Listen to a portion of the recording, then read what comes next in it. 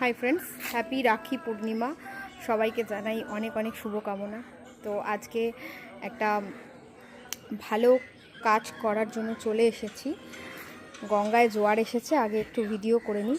যে আমাদের লোকেশন এটা ব্যারাকপুরের কাছেরই একটা জায়গা, ইটভাটা।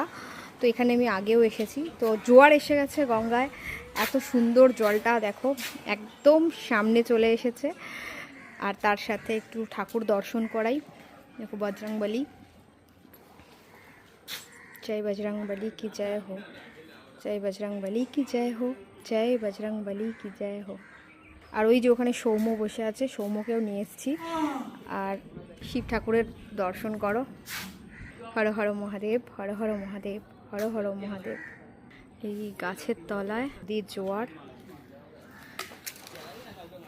নদী এখন অনেক শান্ত রয়েছে, একদম সামনে চলে এসেছে জোয়ারের জল।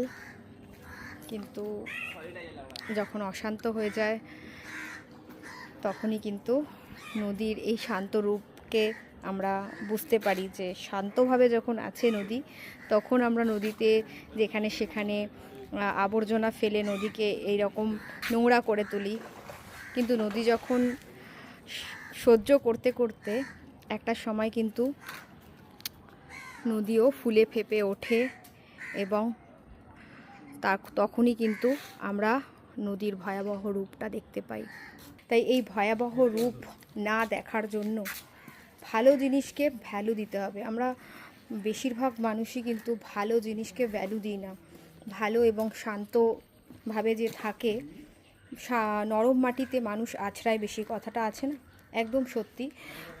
যে শান্ত থাকে, যে কিছু প্রতিবাদ করে না, তার দিকে কিন্তু অনেক অনেক অত্যাচার হয়।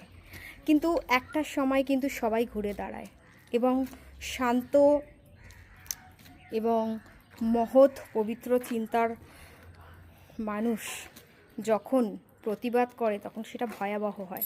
তার জন্য আমাদের কি করতে হবে, ভালো মানুষদের সাথে অবশ্যই ভালো ট্রিট করতে হবে এবং তাদেরকে সম্মান দিতে হবে। দেখা হবে আবার তোমাদের সাথে পরের ভিডিওতে। এখন কিছু কাজ গুরুত্বপূর্ণ করে তারপরে আবার আরেকটা নতুন ব্লগ নিয়ে আসছি। টাটা।